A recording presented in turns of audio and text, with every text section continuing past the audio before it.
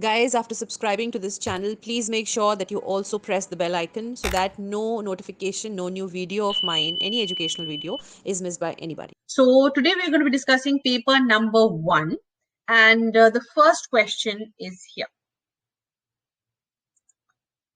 Enumerate the causes of recurrent pregnancy loss. If I ask you in your sleep, you should be able to give me the answer. They are genetic causes. Let's see what they are one by one.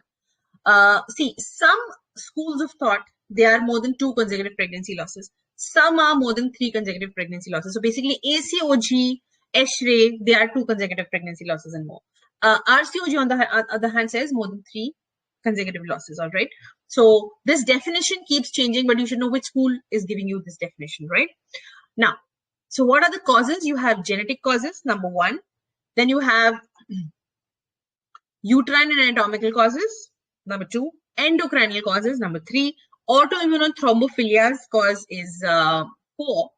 Then I will not say infections because that's a controversial cause. Environmental causes, definitely yes. Lifestyle factors and environmental causes, definitely. So now let's pick up what they are one by one. Genetic causes, I'm talking about chromosomal abnormalities. So all those balanced translocations and all aneuploidies and single gene disorders, more so balanced translocations because they can cause recurrent.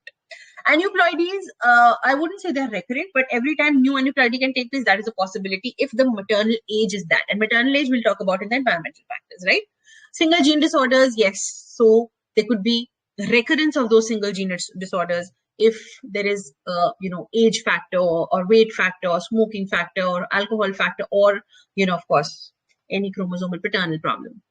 Then uterine and anatomical factors. See, what happens basically with the environmental causes or the mother's age is that the ova that she's producing is undergoing different changes. So every time she's having a different problem. Sometimes it's aneuploidy, sometimes it's single gene disorder, sometimes it can be something else.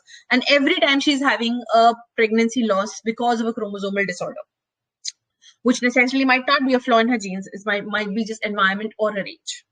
Correct? But every time she's having a pregnancy loss, most probably because of a chromosomal disorder. Then anatomical causes, like for example, septate uterus. Most common cause. Septate uterus does not let the placentation be at the proper place. And it's in the uterus, in the fundus mostly, the septation. So yes, biconvate uterus, you can say biconvate uterus does not do a lot of problem. But yes, it can cause malpresentations, it can cause preterm labor, but it can cause fetal growth restriction also, but not so much RPL. RPL mostly by septate uterus. Or acquired uterine abnormalities. Asherman syndrome usually leads to subfertility, not recurrent pregnancy loss. In the same way, submucosal fibroids, endometrial polyps, you can say yes. Cervical insufficiency, second trimester losses, yes, maybe yes. Everybody knows diabetes is a reason for recurrent pregnancy loss. Everybody knows hyperandrogenism, PCOS can lead to recurrent pregnancy losses.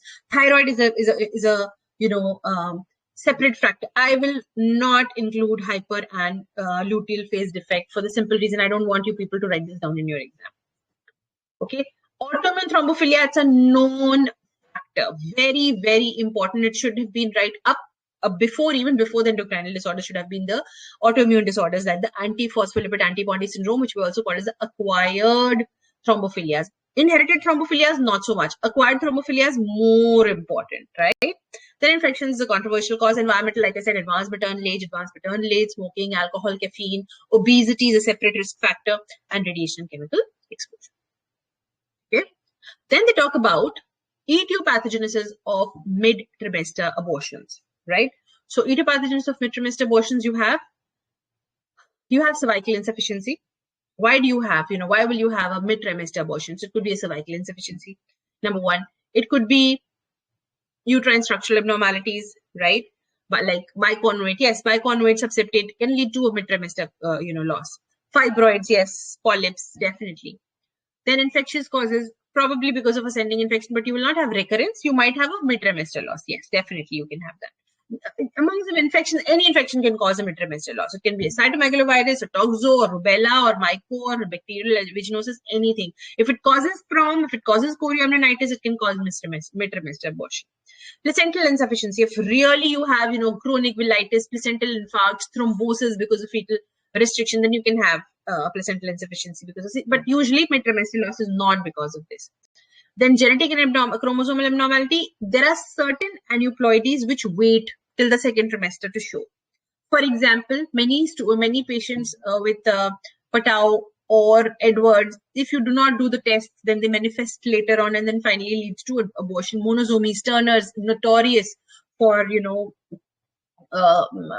having an abortion or, mid-trimester loss or a preterm labor mostly, or IUD, mostly that. So mid-trimester losses, you do not have much of, factors. The etiology of mid-trimester loss is basically mostly cervical insufficiency. So it's either weak cervical tissue or loss of cervical structural integrity or certain collagen disorders or increased triuterine pressure because of multiple gestation polyandrosis. Mostly etiology is linked with cervix or preterm labor. Correct? Not so much with any other thing.